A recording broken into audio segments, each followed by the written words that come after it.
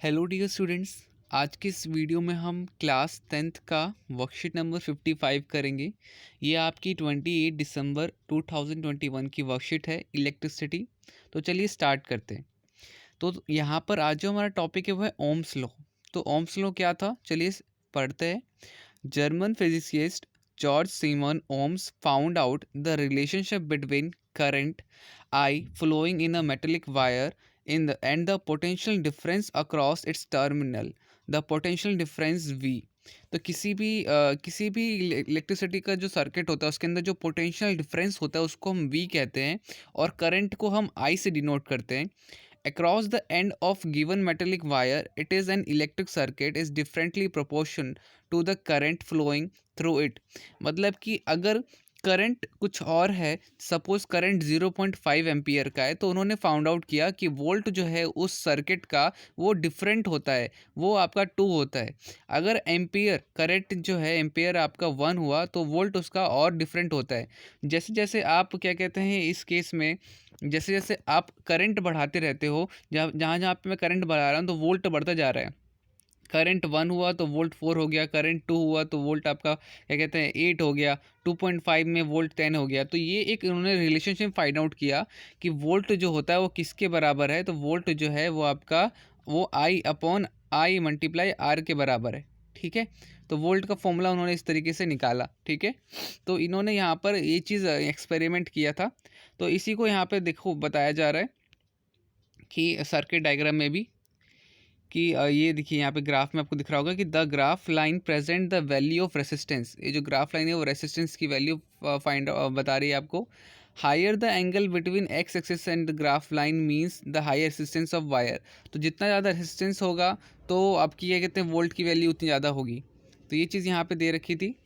अब आगे देखिए, आगे यहाँ पर क्या दे रखा है, रेसिस्टेंस के बारे में देखिए कि रेसिस्टेंस एक्चुअली होता क्या है।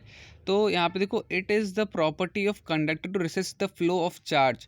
अगर आपको किसी भी सर्किट का जो चार्ज फुल है वो उसको रोकना है, रोक के रखना है, रेसिस्ट करके रखना है। ठीक है, तो उसके लिए रेसिस्टेंस का हम इस्तेमाल करते हैं। अब सर रोकना क्यों होता है, तो देखो आपने देखा होगा कि आपके घर में जो बड़े बड़े क्या कहते हैं इलेक्ट्रिक एप्लीकेशंस हैं, इलेक्ट्रिकल जितनी भी चीज़ें हैं, तो वो क्या होता है कि जैसे एसी वगैरह हुआ, अगर आप एकदम से उसमें शॉर्ट सर्किट हो सकता है। अगर उसमें एनर्जी क्या कहते हैं शॉर्ट सर्किट हुआ तो आपका एसी ख़राब हो सकता है। तो ऐसे केस में जब इलेक्ट्रिक फ्लो बहुत ज़्यादा हो जाता है तब होता है ऐसा। तो इलेक्ट्रिक फ्लो ज़्यादा ना हो इसलिए रेसिस्टेंस का इस्तेमाल किया जाता है कि इलेक्ट्रिक फ्लो एक लिमिट तक रहे, उस लिमिट से एक्सीड करे तो वहाँ पर आपका रेसिस्टेंस वर्क करेगा और आपकी इलेक्ट्रिक जितनी भी चीज़ें हैं उसको सेव करके रखेगा।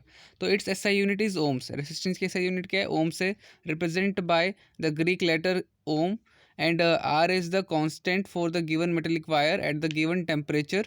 तो आर कांस्टेंट होता है, ठीक है। और अकॉर्डिंग टू ओम्स क्या होता है, रेसिस्टेंस की वैल्यू क्या होती है, वो होती है रेसिस्टेंस की वैल्यू होती है वी अपॉन में आई। ठीक है, अब यहाँ पे ज़रा देख लेते हैं कि कुछ क्वेश्चन आंसर्स जो हैं वो देख लेते हैं, क्वेश्चन आंसर्स कौन कौन से हैं। तो सबसे पहले तो कुछ प्रैक्टिस क्वेश्चंस में आपके पास 1 2 3 4 क्वेश्चन है। तो चलिए इसे स्टार्ट करते हैं। सबसे पहला है आपका state the Ohm's law define resistance of metallic wire. So 1 ohms law the potential difference V across the end of given metallic wire in a circuit is directly proportion to circuit I flowing through it, V is equal to I R. ये आपका formula हो जाएगा। ठीक है, resistance क्या होता है तो वो भी यहाँ पे बताना था। तो रेसिस्टेंस के बाद आप ये लिख देना यहाँ पर कि resistance it is the property of conductor to resist the flow of charge through it, its symbol is R and unit is ohms. ठीक है, इसको ऐसे लिखना है ओम्स और वोल्ट एम्पियर। ठीक है, क्वेश्चन सेकंड में लिखा बोला यूज़ द एबव ग्राफ। जो ऊपर में ग्राफ दे रखा है, use the above graph and table to calculate resistance of wire. तो रेसिस्टेंस निकालनी है आपको।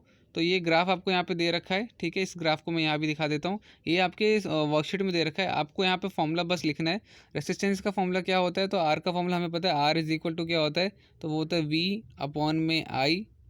वोल्ट आप सपोज पहले का ही ले लो कि ये वाला ले लो।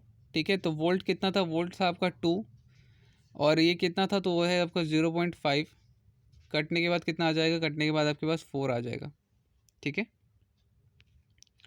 नेक्स्ट देख लेते हैं। नेक्स्ट हमारा क्वेश्चन नंबर 3 है, if the resistance of an electric iron is 52 and current is 3.8 ampere, तो कितना होगा।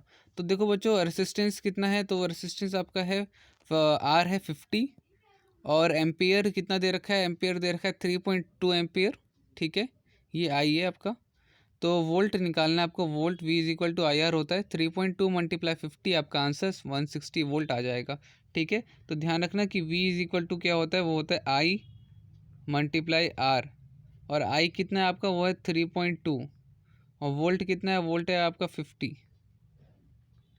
ये कुछ भी नहीं है बच्चों, ये मिसप्रिंट हो गया यहाँ पे। ठीक है, इसको आप सॉल्व कर दोगे, आपके पास 160 वोल्ट आ जाएगा। ठीक है, नेक्स्ट क्वेश्चन पे आ जाते हैं।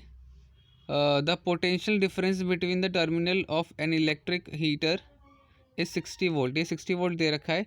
When it draw current of 4 ampere from the source, what current will the heater draw, the potential difference increase. तो देखो यहाँ पर क्या है कि ये आपको दे रखा है first condition, V is equal to 60, I is equal to 4A, R आप निकाल लोगे 60 वोल्ट। फिर दूसरा फॉर्मूला हमारा V is equal to I R होता है सेकंड कंडीशन में, अगेन जो चीज़ दे रखी है। तो ये आपका आर हमारे पास आ गया, और इस तरीके से आई की वैल्यू आपकी वोल्ट अपॉन में आर 120 डिवाइड बाई 15 8 आ जाएगी, 8 आपका आंसर हो जाएगा। ठीक है बच्चों, इसको मैं थोड़ा जूम कर देता हूँ ताकि आपको क्लियरली दिख जाए और आप आराम से अपने आंसर से देख के कर सको। ठीक है, तो ये हमारा आंसर हो गया है।